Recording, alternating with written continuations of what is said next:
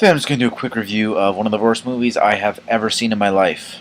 Last week I was looking for movies on Netflix, and under new arrivals there was this movie called 200 mph, miles per hour, and oh my god, it was so bad. So basically the movie is about, there's two brothers, Rick and Tommy, I think.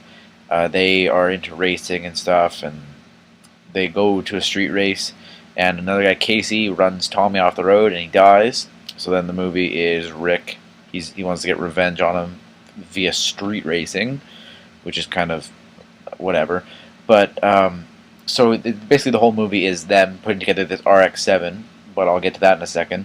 Putting together this RX-7 and like trying to soup it up and stuff to compete with Casey's Skyline, which he claims he has like $100,000 into, and he just like, you know, it's terrible. It's just basically that's what the movie's about. Building up the car, and then there's a race at the end and stuff, and there's just things going wrong during the movie and stuff. And that's basically what the movie is. Now, this movie is just stupid as shit. First of all, the movie is super low budget. There's the acting is terrible. The concept of the movie is just awful.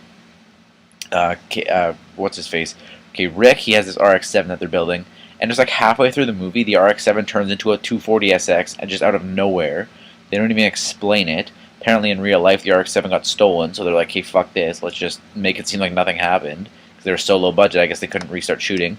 They couldn't restart the parts with the RX-7 in it, even though it wouldn't probably wouldn't have been that hard. But then they start like talking about the most random cars that don't even exist, and they're just giving these cars fake stats that are physically impossible for that type of car, and that aren't even like compatible with that car, different parts and stuff. This movie's just so unrealistic.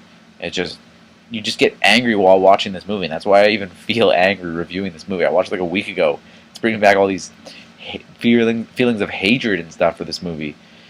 And what else is bad? The acting is just absolutely terrible.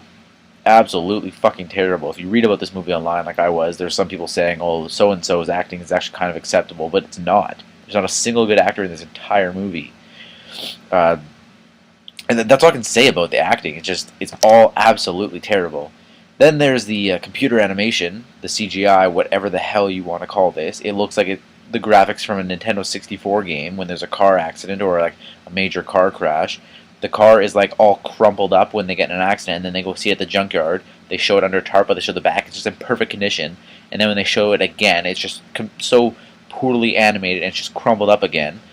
And then there's an accident, or like even when they're drifting through traffic and stuff, or they're swerving in and out of traffic, like, it's computer animated. It's so bad. It's just like these blocks that move and go. It's so bad. Why I'm even reviewing this movie, I don't really know. Probably because it's the only movie I could think of to do that I saw this week, and that's really the only reason I am reviewing it. And to tell you to stay away from it on Netflix, unless you want to see just how bad it is, because it is often referred to as the worst movie of all time. It is brutal. Do not waste your time unless you honestly have nothing better to do. It came out this year as a straight-to-DVD movie. Thank goodness. I'm so happy it didn't go to theaters and people didn't have to try and waste their time and money on that shit. It's on Netflix. It's under new arrivals, for the Canada one anyway. I'm not sure if you can find it on the US Netflix or wherever they might have Netflix. I don't even know what countries have it available. But if you come across it online, do not watch it. Do not waste your time. It is a terrible movie. Terrible actors. Terrible animation. Terrible scripting, terrible stats, terrible everything. They didn't do research for this movie whatsoever. It's a god-awful movie. Stay away from it, and I'll see you next Monday.